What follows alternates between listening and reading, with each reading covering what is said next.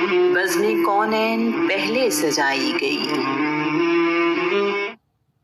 अल्लाह करीम ने जब दुनिया बसाने का इरादा किया तो आदम अलैहिस्सलाम को पैदा किया। अल्लाह करीम ने आदम को एक मुट्ठी खाक से पैदा किया जो तमाम रूए ज़मीन से ली गई।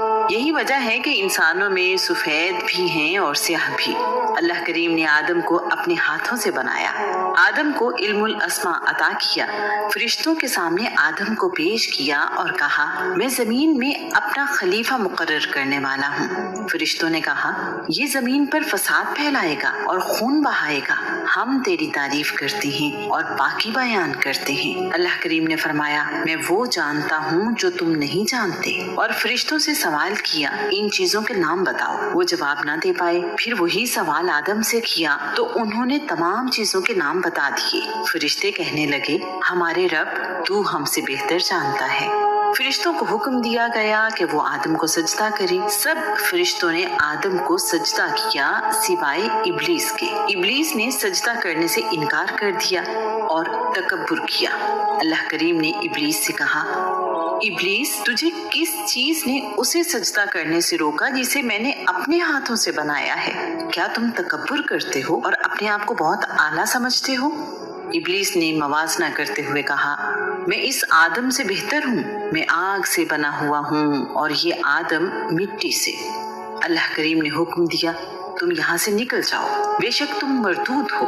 क़यामत के दिन तक मेरी तरफ से तुम पर मलामत हो। शैतान यानी इब्लीस का नाम अरबी जबान में हारिस और सिरियानी जबान में अज़ाज़ील है। वो बहुत इबादत गुजार था और उसके 4 पर थे।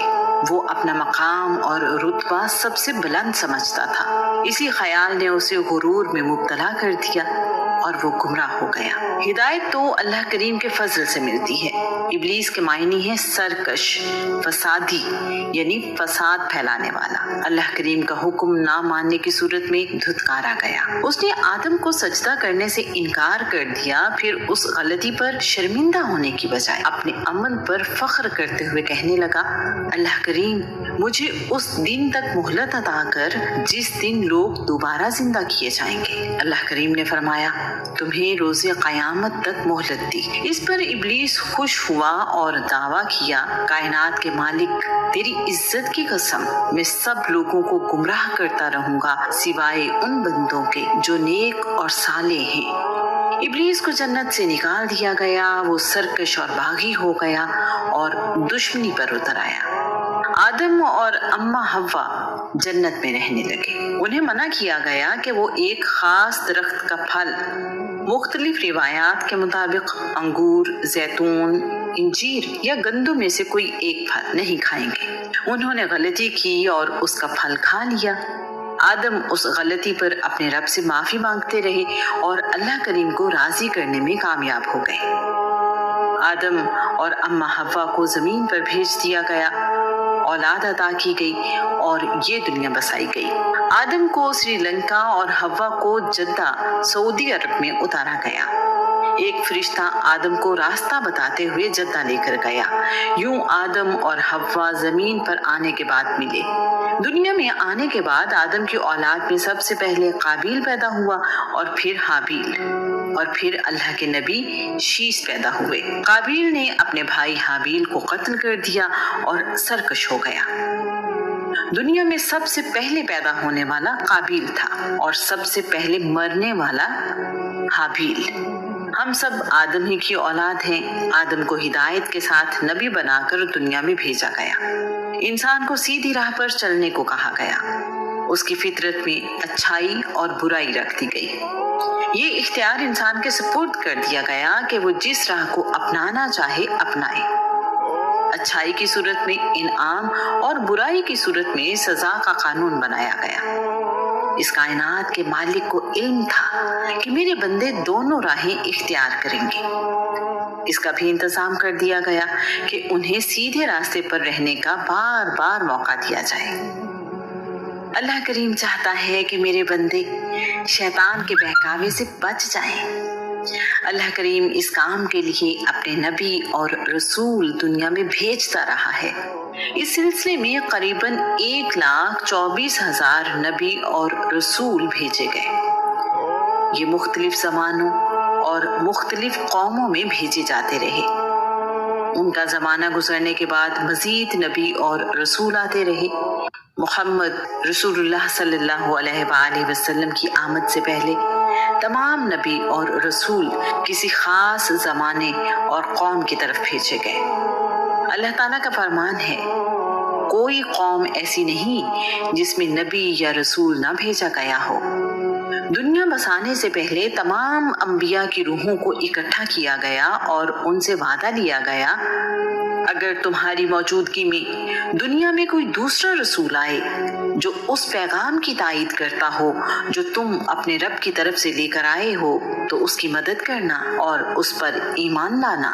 اس آیت کو آیت میثاق کہتے ہیں۔ رسول اللہ کے دنیا میں آنے سے پہلے تک ہر نبی اور رسول اپنی قوم سے بھی یہ وعدہ لیتا رہا۔ یہی ذمہ داری ان نبیوں اور رسولوں پر ایمان لانے والوں کی تھی۔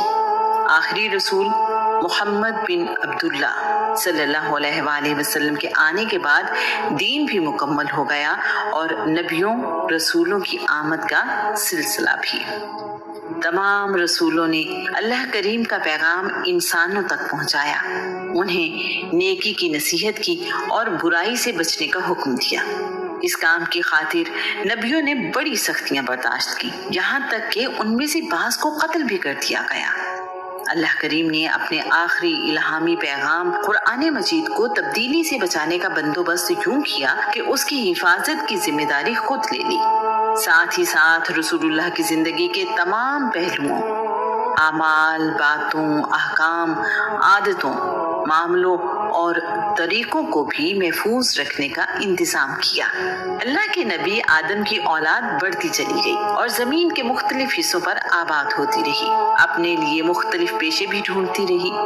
انسان کو ایک خدا کی عبادت کا حکم دیا گیا تھا۔ لوگ وقت گزرنے کے ساتھ ساتھ اپنے دین کو بھولتے رہے اور اس میں اپنی مرضی اور خواہش کے عقیدے شامل کرتے رہے۔ اللہ کریم اپنی حکمت سے بندوں کی رہنمائی کے لیے پیغمبر یعنی نبی اور رسول بھیجتا رہا۔ الہامی کتابیں اور صحیفے بھی اپنے پیغمبروں پر نازل کرتا رہا۔ اللہ کے نبی لوگوں کی ہدایت اور رہنمائی کرتے رہے۔ آدم علیہ السلام، شیس علیہ السلام، ادریس علیہ السلام، نوح علیہ السلام، لوط علیہ السلام، داؤد علیہ السلام، سلیمان علیہ السلام، ذوالقرنین علیہ السلام، ہود علیہ السلام، خضر علیہ السلام، صالح علیہ السلام، ابراہیم علیہ السلام، اسماعیل علیہ السلام، اسحاق علیہ السلام، الیاس علیہ السلام، یسع علیہ السلام، ایوب ذوالکفل علیہ السلام، یعقوب علیہ السلام، یوسف علیہ السلام، یونس علیہ السلام، زکریا علیہ السلام، یحییٰ علیہ السلام، شعیب علیہ السلام، موسیٰ علیہ السلام، ہارون علیہ السلام، عیسیٰ علیہ السلام اور محمد رسول اللہ صلی اللہ علیہ وآلہ وسلم کے نام انہی نبیوں اور رسولوں میں سے ہیں۔ قرآن مجید ان نبیوں کا ذکر کرتا ہے۔ رسول اللہ کا نام محمد قرآن مجید میں 4 مرتبہ پکارا گیا ہے۔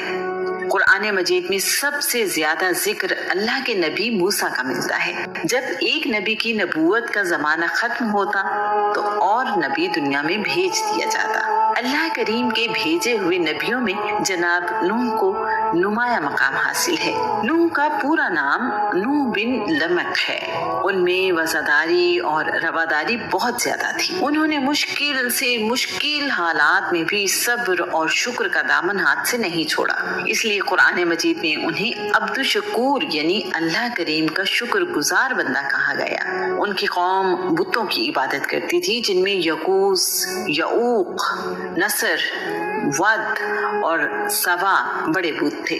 نوح علیہ السلام نے اپنی قوم کو ایک خدا کی عبادت کرنے اور گمراہی چھوڑنے کو کہا تو اس کی قوم نے جس رویے کا مظاہرہ کیا، قرآن پاک اس کے بارے میں یوں کہتا ہے۔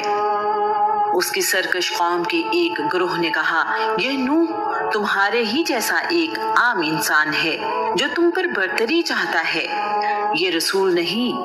اگر اللہ رسول بھیجنا چاہتا تو فرشتوں کو انسانوں کی حیثیت سے نازل کرتا۔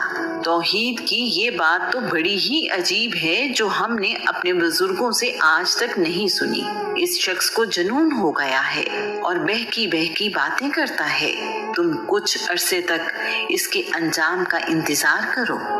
اللہ کے نبی نوح نے 480 سال کی عمر میں نبوت کا اعلان کیا۔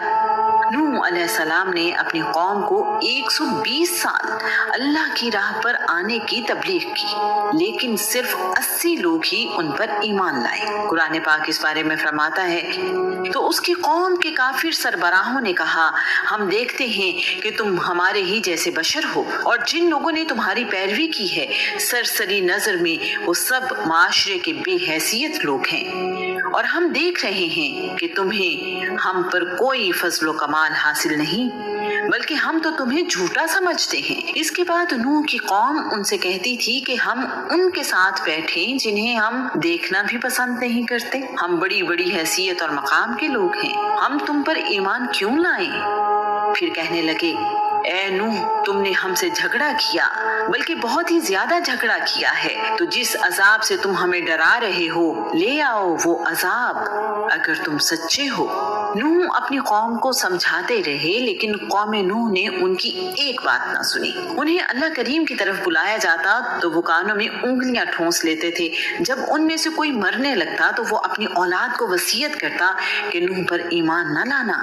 اللہ کریم نے اپنے نبی کو بتایا کہ جو لوگ ایمان لا چکے ہیں اب ان کے سوا اور کوئی ایمان نہیں لائے گا، لہٰذا جو کچھ وہ کر رہے ہیں ان سے آپ غمزدہ نہ ہوں۔ جب نوح کی عمر 600 سال ہوئی تو اللہ کریم نے اپنے نبی کو حقیقت بتا دی کہ اب اس قوم کا انجام قریب ہے۔ نوح کو حکم دیا کہ وہ ایک کشتی تیار کریں جسے سفینہ نوح کہا جاتا ہے۔ یہ بھی کہا گیا کہ ظالموں کے بارے میں اللہ کریم سے کوئی بات نہ کرے، بے شک وہ غرق کر دیے جائیں گے۔ تمام لوگ جو ایمان لائے ہیں انہیں اور تمام جانوروں کا ایک ایک جوڑا اس کشتی میں سوار کریں۔ نوح اپنے رب کے حکم کے مطابق کشتی بنانے میں مصروف ہو گئے تو ان کی قوم کے لوگ ان کا مذاق اڑاتے ہوئے کہتے تھے، نوح، کیا تم نے کاروبار نبوت چھوڑ دیا ہے اور اب ترخان بن گئے ہو؟ اے دیوانے، کشتی سمندر پر چلتی ہے، خشکی پر نہیں۔ تم خشکی پر اتنی بڑی کشتی بنا رہے ہو، اس کے لیے سمندر کہاں سے لاؤ گے؟ اللہ کریم اس بات کو یوں بیان کرتا ہے، نوح کشتی بنانے لگے، ان کی قوم کے سردار جب بھی ان کے قریب سے گزرتے تو مذاق اڑاتے۔